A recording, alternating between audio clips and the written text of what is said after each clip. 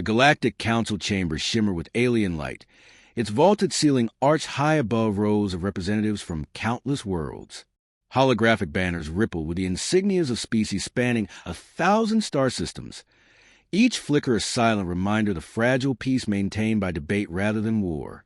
At the center stood a single man, a lone human draped in the midnight blue formal coat of Earth's delegation. His name was Marcus Hale, and though his frame was lean and unarmored, he carried into that hall the weight of a world's hope. His presence was not born from arrogance but conviction, a quiet fire in his gaze that told friend and enemy alike that his voice would not tremble before power. Hale had spent a lifetime turning blades into words. Once a soldier who had seen comrades fall in forgotten conflicts, he had chosen diplomacy to give future generations something more than battlefields and broken bodies.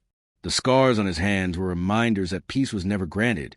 It was earned, fought for with every word, every compromise, every refusal to bow to tyranny. The Zord Dominion had underestimated him before. They would not make that mistake again.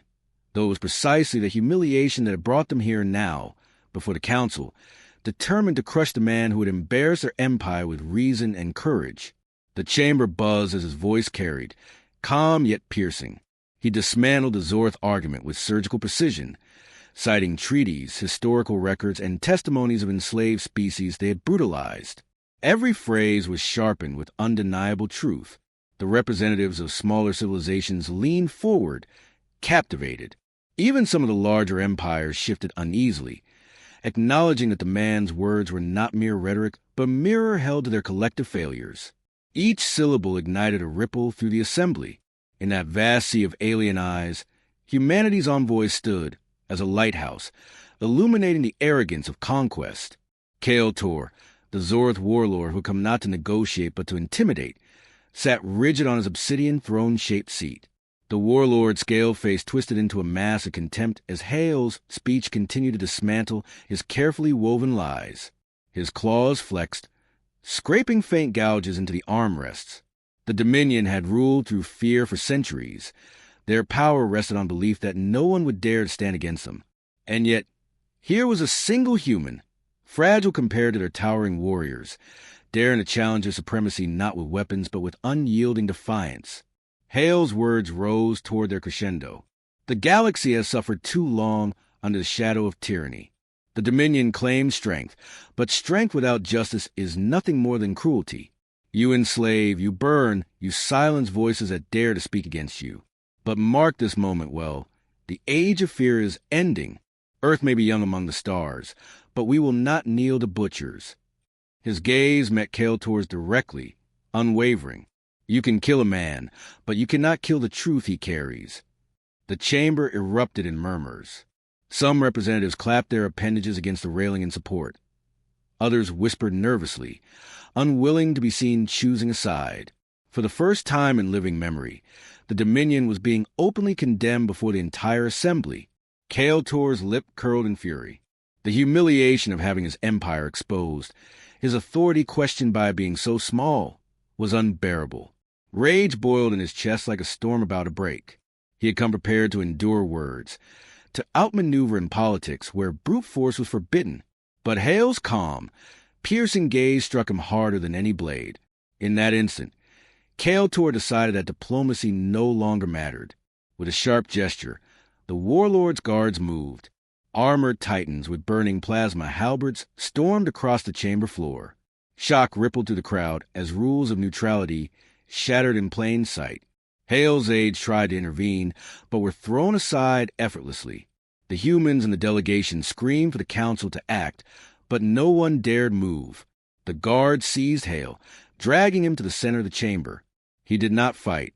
He stood tall, even as the claws bit into his arms, even as the entire galaxy looked on. His calmness enraged Kael Tor further, as though the human refused him the satisfaction of fear.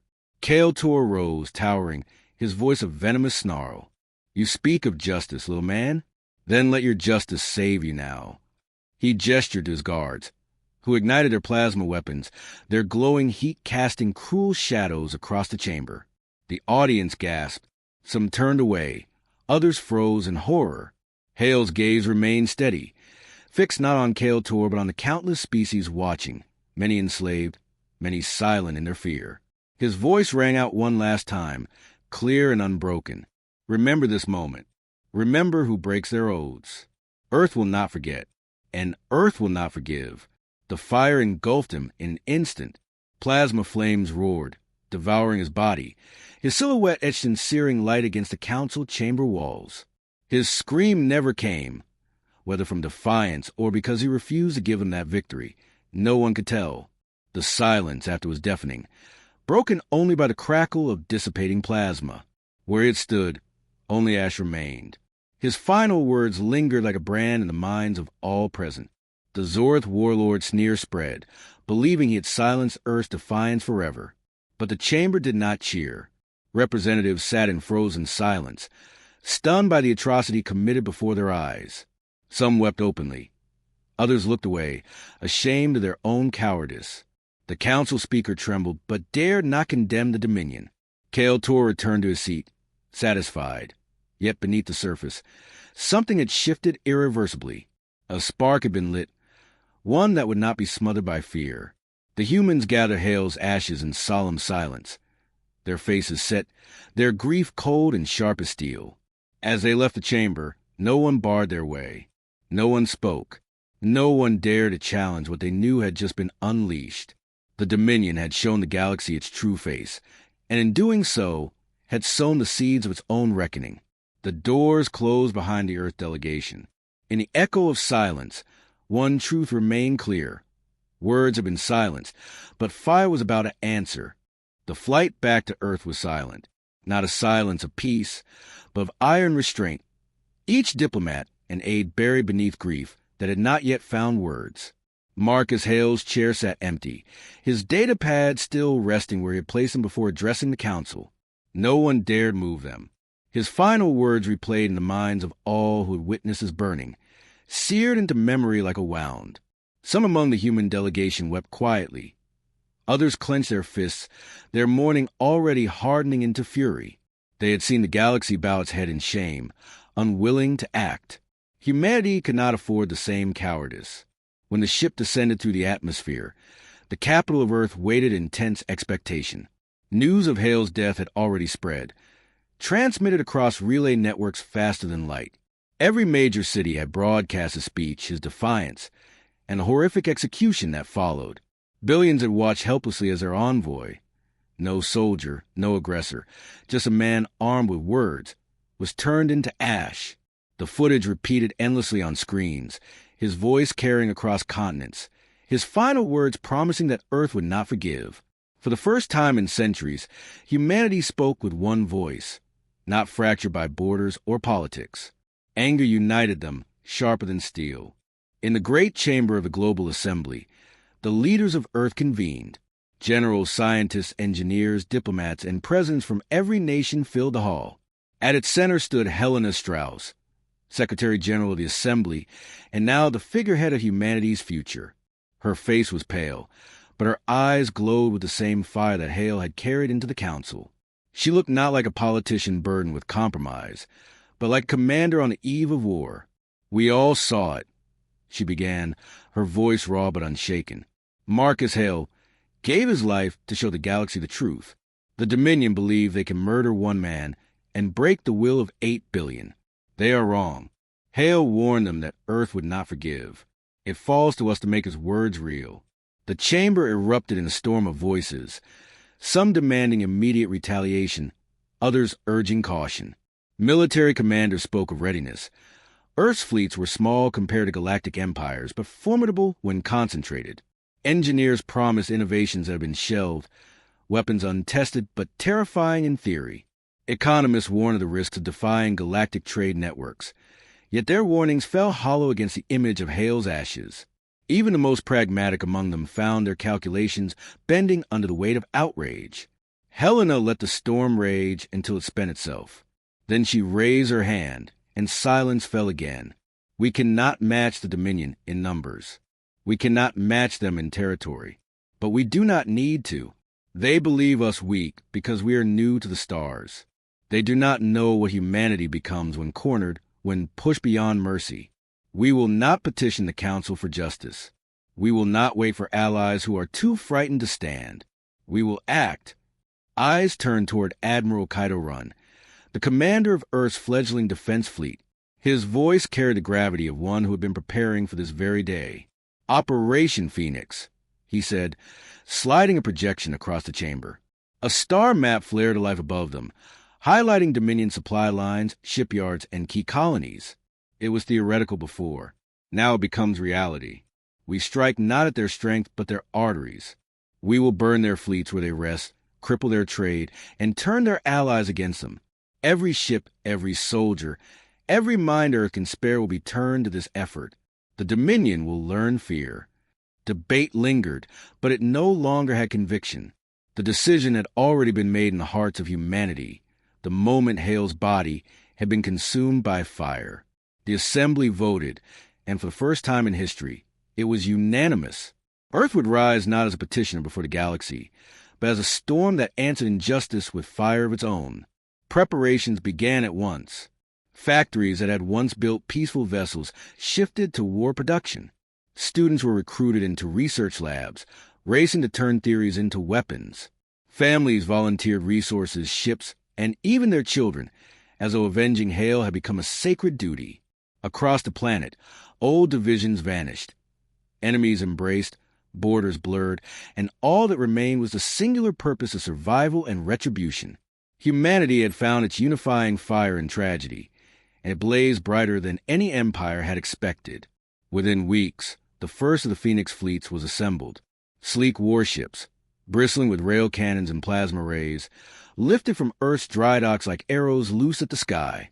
Experimental drones, artificial intelligence-guided interceptors, and stealth frigates joined them. Technologies other empires had dismissed as reckless or unstable, but which humanity was now willing to test and fire. Every ship bore Hale's insignia on its hull, a tribute to the man whose death had become their war cry. Helena Strauss addressed the fleet before its departure. Her words carried not just through the ships, but through every broadcast channel, reaching every human ear. Marcus Hale stood unarmed before an empire of warlords, and they feared him. Imagine what they will fear when all of Earth stands. We go not as conquerors, but as avengers. We go not for glory, but for justice. The Dominion thought they burned a man. They ignited a world. The fleet departed under a sky alive with fire, the glow of engines streaking like meteors across the night.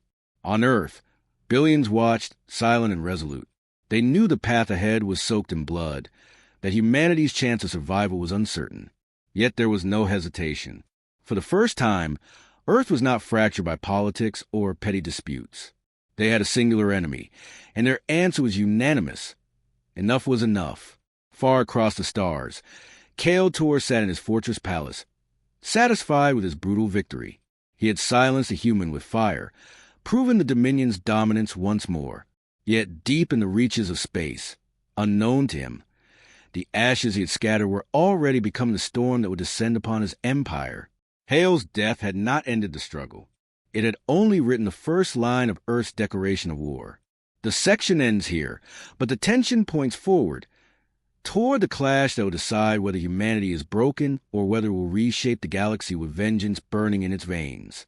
The Dominion did not expect the humans to strike so soon, nor with such precision. Their analysts predicted hesitation, endless debates in Earth's fragmented councils, or half-hearted skirmishes that could be crushed easily. Instead, within a month of Hale's execution, Dominion shipyards near the Vera system erupted in flame. A fleet of human stealth frigates had slipped past their patrols, unleashing volleys of kinetic weapons that tore through warships still docked for refit. The attack was not reckless. It was methodical. Every strike designed to cripple infrastructure, every explosion a statement. By the time Dominion reinforcement arrived, the humans had vanished into the void, leaving wreckage and humiliation behind. Kale Tor watched the reports with cold disbelief. The council chamber where Hale had once stood echoed in his memory. And for the first time, the humans' words felt less like defiance and more like prophecy. Rage consumed him, but beneath it pulsed a sliver of unease. The Dominion was accustomed to suppressing rebellious colonies, not facing a united civilization willing to wage total war. Earth had no vast empire to lose, No sprawling dependencies to defend. Their strength was concentrated, their resolve absolute. Kael'tor understood now that they were not playing by the old rules of galactic conflict. They had written their own. Back on Earth, Helena Strauss followed every dispatch from the Phoenix fleets. The first successes galvanized her people, but she refused to indulge in triumphalism. She knew the Dominion's retaliation would be overwhelming once they adjusted. "We will bleed them," Admiral Kydorin told her during a strategy session, his calmness belying the storm outside. "But bleeding is not victory. They have more ships than we could ever hope to match. Our survival depends on making their war too costly, too humiliating to pursue. And if humiliation is not enough," Helena asked, Ren's eyes darkened, "then we burn with them." The Admiral's words carried no bravado, only certainty. It was a truth everyone involved understood. Earth had crossed a threshold. This was not a conflict with room for compromise. Either the Dominion would learn to fear humanity, or humanity would cease to exist. The Phoenix fleet struck again, targeting supply convoys and communications relays. Their tactics drew from centuries of asymmetric warfare on Earth. Hit-and-run strikes, electronic deception, and the ruthless exploitation of every weakness. Where other empires sought to dominate through overwhelming power, humanity thrived in the margins of chaos. Their drones operated in swarms, overwhelming larger ships with sheer unpredictability. Their rail cannons punched holes through shields thought impenetrable. They did not fight like the Dominion, and that difference became their greatest weapon. Among the fleet, Marcus Hale's name became a rallying cry. Crews painted his initials on their hulls, whispered his words before battle, and carried fragments of his final broadcast stored on their personal devices. For young soldiers like Lieutenant Adrian Cole, Hale's voice was a reminder of why they fought. Cole had been a student before the war, studying diplomacy, not battle strategy. But watching Hale's execution had changed something inside him. Now he piloted a Corvette through enemy fire, whispering Hale's words to steady his hands. "They believe us weak. They will learn otherwise." Yet even as the victories mounted, losses came in waves. The Dominion was vast, and its retaliation brutal. Colonies sympathetic to Earth were bombarded into silence, their populations enslaved or eradicated. Refugees streamed toward human-controlled space, their suffering a grim reminder of the cost of defiance. Helena read their pleas daily, each one deepening the weight on her shoulders. "Every choice we make now," she confided in her private journal, "is written in blood. I only pray that history will see it as necessary, not madness." Kael'tor unleashed his own campaign, deploying fleets 10 times the size of Earth's forces. Yet his fury betrayed him. In his obsession with crushing humanity swiftly, he overextended supply lines, leaving his fleets vulnerable. Human intelligence agents, working with sympathetic alien factions, exploited those weaknesses. Convoys vanished. Fuel depots detonated. Even communication between Dominion admirals was sabotaged. The Empire's once seamless machinery of war began to sputter, every failure echoing louder across the galaxy. Other species watched in silence, some with terror, others with quiet admiration.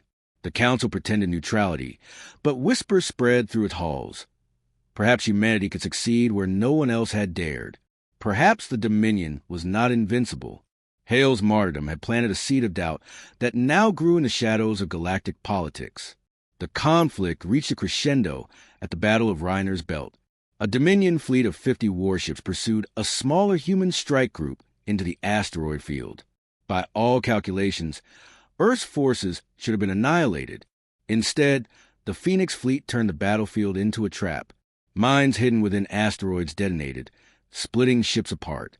Swarm drones emerged from caverns, overwhelming larger cruisers with sheer numbers. Human ships darted between rocks, using the environment as a weapon, while Dominion vessels crashed and burned into chaos. By the end of the battle, 30 Dominion warships lay destroyed, while the human fleet escaped with minimal losses. The news spread like wildfire. The impossible had happened. Earth had humiliated the Dominion in open battle. For Kael'tor, it was an insult he could not bear. His fury became obsession, and obsession became desperation. He began issuing reckless orders, punishing his own admirals for failures, lashing out in ways that revealed weakness rather than strength. His empire trembled under the strain. But Earth, too, was paying a price. Resources stretched thin. Families mourned sons and daughters lost in the void, and exhaustion wore on the fighters who remained. Admiral Wren concealed his doubts, but Helena could see them in his eyes. "We can keep bleeding them," he admitted during one late-night council. "But every drop we spill there's cost us a gallon of our own. If we do not find a decisive blow, we will collapse first." Helena closed her eyes, recalling Hale's final words. He had faced death unflinching, not because he believed humanity would win easily, but because he believed their resistance would matter. "Then we find that blow," she said, her voice steady. "We find the wound that ends them, or we create one." The war had entered its most dangerous stage. Humanity had proven it could fight, but proving survival would require more than fury and defiance. The path ahead would demand sacrifices greater than any yet made. And as the Dominion reeled, Kael-Tor sharpened his claws for a strike that would test whether Earth's fire could truly endure. The section closes here, pressing the narrative toward the looming climax, where both sides are stretched to their limits and the decisive confrontation draws near. Kael-Tor's flagship drifted in silence above the Crimson Nebula, its hull scarred from months of relentless campaigns. He stood alone at the viewing deck, staring into stars with eyes hollowed by sleepless nights. The once proud Dominion trembled beneath his grip, but still humanity endured. Their defiance gnawed at him, not only as a military threat, but as a personal insult. He had orchestrated Hale's execution to extinguish their will, yet the opposite had occurred. Hale's face, burning in righteous agony, haunted his dreams, a specter reminding him of failure. Kael-Tor clenched his claws until blood ran, whispering to the void that he would not be undone by a species barely risen from its cradle. Across the void, Helena Strauss prepared her people for the final gamble. Her council chamber was dim, maps of contested sectors glowing in pale blue light, the shifting holograms of fleets marking each risk and possibility. Admiral Wren stood at her side, his voice calm, but his features drawn with exhaustion. "We cannot keep trading blows. The Dominion bleeds, yes, but so do we. Unless we shatter their command in one strike, attrition would devour us both." His hand hovered over the star map, pointing to the unthinkable. Kael-Tor's command fortress, hidden deep within the Draxus system, the heart of the Dominion's war machine. Helena studied the projection, the impossible odds written in every glowing line. "Strike at the heart," she whispered, almost to herself. For weeks, she had carried Hale's word with her, their weight pressing down in the silent hours. "They believe us weak. They will learn otherwise." She turned to run, her voice iron. "We will not simply wound them. We will take away their fear of us or make it eternal. Draxus is where this ends." The plan spread to the Phoenix fleets, carried not with despair, but with grim determination. Soldiers etched Hale's initials on their armor. Pilots whispered prayers before battle. Engineers worked without pause to arm the last reserves of drones and warheads. Lieutenant Adrian Cole, who had once studied treaties and peace, checked the systems of his Corvette with steady hands, though his heart thundered. He thought of Hale, of the man who had died unyielding, and swore he would not falter when the moment came. The assault on Draxus began under the cloak of silence. Human frigates slipped through the Dominion's perimeters, sowing false signals, scattering decoys, bending the enemy's attention toward phantom threats. Then, like a knife drawn from shadow, the Phoenix fleet surged forth. Railguns roared, drones scattered like fireflies, and mines detonated among startled patrols. Dominion defenses reeled as wave after wave of precision strikes tore through the outer layers of their fortress. But Kael-Tor was no fool. He had waited for this, hungered for it. His counterstrike came with devastating force, massive cruisers converging, their plasma fire illuminating the void in rivers of molten light. Adrian's Corvette danced between giants, each maneuver scraping the edge of death. "Hold together, just hold together," he muttered as his crew fired salvo after salvo into the flank of a Dominion destroyer. Around him, human ships were torn apart, but still they pressed forward, not retreating, not faltering. Every loss fed the fire of the survivors. Helena stood aboard the command vessel Resolute, her eyes fixed on the battle's chaos. Yet her mind was locked on a single goal, reaching Kale Tor. "Cut the path," she ordered, her voice steady despite the storm. Admiral Wren nodded, directing the fleets like a conductor guiding a symphony of defiance. Ship after ship threw itself into breach, tearing a corridor through the Dominion's defenses at unspeakable cost. Kale Tor watched from his flagship as humans closed the distance, his rage boiling into laughter. "So this is their defiance," he growled. "So be it. Let them taste the full fury of the Dominion." He descended to the war chamber, where his vessel's weapon systems primed for annihilation. Yet beneath his fury pulsed something unfamiliar, something dangerous. Fear. For the first time, the possibility of loss pressed against him like a shadow at his throat. The final clash came as the Resolute and Kale Tor's flagship converged in a storm of fire. Boarding craft slammed into hulls. Corridors erupted in brutal combat, and the war narrowed from fleets to faces, from species to individuals. Adrian Cole, separated from his squad, found himself in the heart of the Dominion flagship, rifle trembling in his grip. Around him, the air was thick with smoke and blood. He moved forward, guided less by training than by the memory of Hale's final words.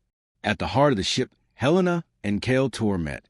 He was towering, monstrous, his claws dripping from the battle, but his eyes burned with something more than hatred. "You are nothing," he spat. "A primitive race clawing at stars you cannot hold.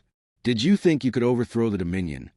Helena met his gaze unflinching, every scar, every loss etched into her voice. "We didn't fight to overthrow you. We fought because you thought we wouldn't. And that mistake will be your ruin." Their duel was not of blades or weapons alone, but of will. His strength was monstrous, but hers was unyielding, sharpened by every sacrifice her people had made. She fought not as a single leader, but as the embodiment of humanity's fury, grief, and defiance. As Dominion guards fell, as flames tore through the flagship, Adrian Cole burst into the chamber, his rifle raised. Kale Tor lunged, and Helena, seizing the moment, drove her blade deep into his chest. The warlord staggered, disbelief clouding his gaze as blood darkened his armor. "Impossible," he rasped, collapsing beneath the weight of his own arrogance. For a moment, the chamber was silent, the echo of his fall reverberating louder than any weapon. Across the battlefield, Dominion ships faltered. Their leader's death rippled through their ranks, confusion breaking discipline, despair shattering resolve. Human ships surged, pressing the advantage, and in hours the unthinkable became reality. The fortress of Draxus, hard Dominion power, burned in ruin. When the smoke cleared, Helena stood aboard the Resolute, her uniform torn, her face drawn but unbroken. She looked out over the battered fleet, every vessel scarred yet standing. "It is finished," she whispered, though she knew it was not. The Dominion was vast, and the galaxy remained uncertain. But the myth of their invincibility had died with Kale Tor.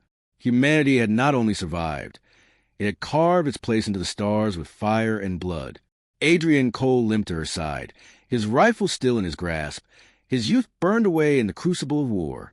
"What now?" he asked quietly, his voice heavy with the weight of countless dead.